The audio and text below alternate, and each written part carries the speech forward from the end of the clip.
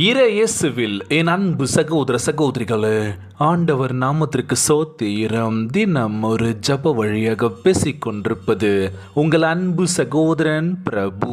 எப்படிங்க இருக்கீங்க?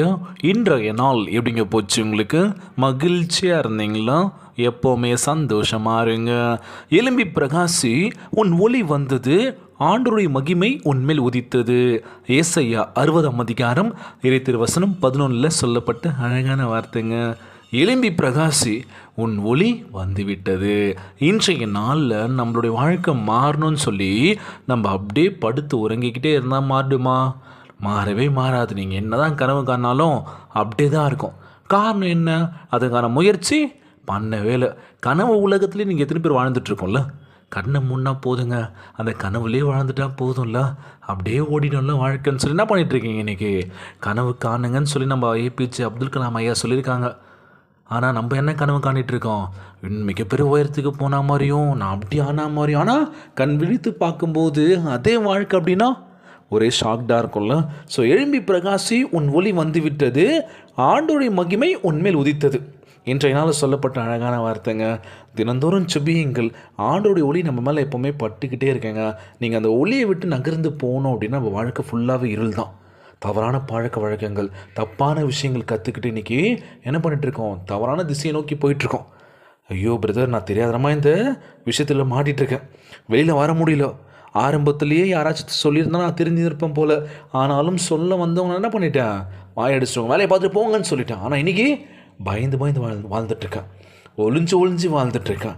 எனக்கு விடுதலை கிடைக்காதான்னு சொல்லி யோசிச்சுட்ருக்கேன். இன்றைக்கி எத்தனை பேர் என்ன பண்ணிகிட்ருக்கோம்? தப்பான விஷயத்தை நோக்கி ஓடிட்டுருக்கோம். இன்றைய நாளில் நம்ம குடும்பங்கள் ஆசீர்வாதமாக இருக்கணும் அப்படின்னா நீ ஆசீர்வாதமாக இருக்கணும். குடும்பங்களுக்காக நீ ஜெபிக்கணும். அவங்களுக்காக ஒவ்வொரு தேவைக்காக நீ என்ன பண்ணணும்? ஒரு சில விஷயங்கள் பண்ண ஆரம்பிக்கணும். ஸோ குடும்ப ஜெபம் பண்ணுறீங்களான்னு தெரியல, பண்ணி பாருங்கள். ஒரு 5 நிமிஷங்க எங்கே இருந்தாலும் சரி. நம்மளுடைய வாழ்க்கையில் இன்பம் துன்பம் எல்லாமே இருக்கும், ஏற்றத்தாழ்வு எவ்ரிதிங் அப்படின்னு சொல்லலாம் நம்ம வாழ்க்கையில். ஸோ இதெல்லாம் கடந்து போகிறது தானே வாழ்க்கை. ஆனால் இன்றைக்கி நம்ம சின்ன ஒரு வலி வேதனை பார்த்தாலும் தாங்க முடியல. என் வாழ்க்கையை நான் முடிச்சுக்கிறேன், அவ்வளோதான். மனுஷ வாழ்க்கைன்றது எப்போ ஒரு போராட்டம் தர சாமி, எதுக்கு என்ன படைச்சிங்க அப்படின்னு சொல்லி இன்றைக்கி எத்தனை புலம்பிகிட்டு இருக்கோம்ல. ஒரு பக்கம் கடன் சுமைகள், ஒரு பக்கம் பாரங்கள், என்ன பண்ணுறதுனே தெரில. ரொம்பவே கலங்கி நிற்கிறேன் பிரதர் அப்படின்னு சொல்லி நிறைய சொல்லி கேள்விப்பட்டிருப்போம்ல.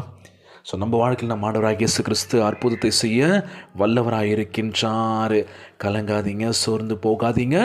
இயேசுவின் வெளிச்சம் பக்தி உள்ள குடும்பத்தின் ஒற்றுமையின் மூலமாக, சாட்சியின் மூலமாக விளங்குகின்றது. தேசங்கள் உன் வெளிச்சத்தினிடம் உதிக்கின்றது, உன் ஒளியிடத்திற்கு ராஜாக்களும் நடந்து வருவார்கள் என்று வாசகம் கூறுகின்றது. ஏசாயா 60:3. இன்னைக்கு நீ ஒளியின் பாதை நோக்கி போயிட்டு இருந்த அப்படின்னா அந்த தேசமும் வெளிச்சத்தின் பாதை நோக்கி போகுமா, உன் குடும்பமும் வெளிச்சத்தின் பாதை நோக்கி நகர்ந்து செல்லும் அப்படின்னு சொல்லுவாங்களாம். ஸோ இன்றைக்கி நம்ம வாழ்க்கையில் ஆண்டவராகிய இயேசு கிறிஸ்து பிரகாசமான ஒரு ஒளியை கொடுத்திருக்கின்றார்.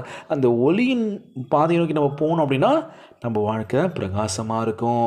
உங்களை அதிகமாய் கனப்படுத்துவாராக, தேசத்திற்கு ஒளியாய் விளங்க பண்ணுவாராக. இப்பொழுதும் எப்பொழுதும் உங்கள் பெயரை பின் சென்று காப்பார். பார்த்தீங்களா? இன்றைக்கி நம்ம பேர்கள் பார்த்திங்கன்னா ஒவ்வொருத்தருக்கும் ஒவ்வொரு பேர் இருக்கும்ல, கூப்பிடுவாங்க இந்த பேரை வச்சு தான். ஏன்னா பேர் இல்லைனா கூப்பிட முடியுமா? ஸோ நம்ம ஆண்டவராகிய இயேசு கிறிஸ்து நம்ம என்னென்னு அழைக்கிறார்? என் பிள்ளையே என்னிடத்தில் வாரு, நான் உனக்கு இளைப்பாறுதல் தருகிறேன் அப்படின்னு சொல்லுவார்ல. ஸோ இன்றைய நாள் ஜெபம், உலகில் வாழ்கின்ற ஒவ்வொரு மக்களுக்காக நம்ம ஜெபிக்க போகிறோம். ஒவ்வொரு குடும்ப உறவுகளுக்காக நம்ம ஜெபிக்க போகிறோம். ஜெபத்திற்குள்ளாக பயணிப்போமா? எங்களை மிகவும் அதிகமாய் நேசிக்கின்ற அன்புள்ள ஆண்டவராகிய இயேசுவே, இன்றைய நாள் வாக்குறுதி வசனத்திற்காக நன்றி ராஜா. ஆண்டவரே, உன் வெளிச்சத்தின் பாதை நோக்கி எங்களை வழிநடத்தி செல்வீராகப்பா. உம்முடைய வாக்கு தத்தத்திற்காக நன்றி கூறுகின்றன. ஆண்டவரே, உம் மகிமை எங்கள் வீட்டின் மேல், எங்கள் சந்ததியிலும் ஒவ்வொரு மேலும் விளங்குவதாக ராஜா. எங்கள் குடும்பத்தை உம்முடைய அன்பினால் இணைத்தரல வேண்டும் என்று கேட்கிறான். ஆண்டவரே, எங்களின் நித்திய சமாதானத்தை, நல்ல நோக்கத்தை நிலைநிறுத்த வேண்டும் என்று கேட்கிறோம்ப்பா. கிறிஸ்துவின் வெளிச்சம் எங்களுக்குள் பிரகாசித்து எங்கள் வாழ்வை மென்மையாக்க வேண்டும் என்று கேட்கிறான். ஆண்டவரே, எங்கள் உள்ளம் உடைந்த போதிலும் நீரே எங்களுக்கு ஆறுதலும் அடைக்கலமுமாக இருக்கின்ற ஆண்டவரே, உம்முடைய கிருபைக்கு நேராக இழுக்கட்டும் அப்பா. எங்களை பின்னோக்கி காத்தரல வேண்டும் என்று கேட்கிற ஆண்டவரே, போகும்போது வரும்போதும் செய்கின்ற ஒவ்வொரு விஷயத்திலையும் கூட எங்களை பத்திரமாய் பாதுகாத்து கொள்வீராக. ஆண்டவரே, எங்கள் பெயர்களை எங்கள் அழைப்பை பாதுகாத்தரலும்பா. வறண்ட இடங்கள் எல்லாவற்றையும் சம்பூர்ணமாய் மாற்றியறல வேண்டும் என்று கேட்கிற ஆண்டவரே, எல்லா சோதனைகளையும் சாட்சியாக மாற்றியறலும் தகப்பனே. எங்கள் குடும்பம் எப்பொழுதும் உம்முடைய பிரசன்னத்தில் ஒளி வீசி பரிசுத்த ஆவியின் மதுரத்தை எப்பொழுதும் கண்டிட வேண்டும் என்று ஜெபிக்கிறேன் இயேசப்பா. இந்த ஜெபத்தை கேட்டுக்கொண்டிருக்கின்ற அன்பு சகோதர சகோதரிகள், என் அன்பான உறவுகள் எல்லோரையும் பார்த்துக்கோங்கப்பா. யாருக்கும் எந்த கஷ்டங்கள் துன்பங்களை கொடுத்துடாதீங்க ராஜா. நோய் நொடியினால் அவதிப்பட்டு கொண்டிருக்கின்ற ஒவ்வொரு சகோதர சகோதரிகளை உமது கரங்களால் தொட்டு அகற்றி போடுவீராக. உம்மால் கூடாத காரியம் ஒன்றுமேல் ஆண்டவரே, எல்லோரையும் பார்த்துக்கோங்கப்பா. இன்றைய நாள் ஜெபம் இயேசுவின் விலையேறப்பெற்ற நாமத்தினாலே ஜெபிக்கின்றேன் நல்ல பிதாவே, ஆமேன் ஆமேன். இயேசுவுக்கே புகழ், இயேசுவுக்கே நன்றி. மரியே வாழ்க.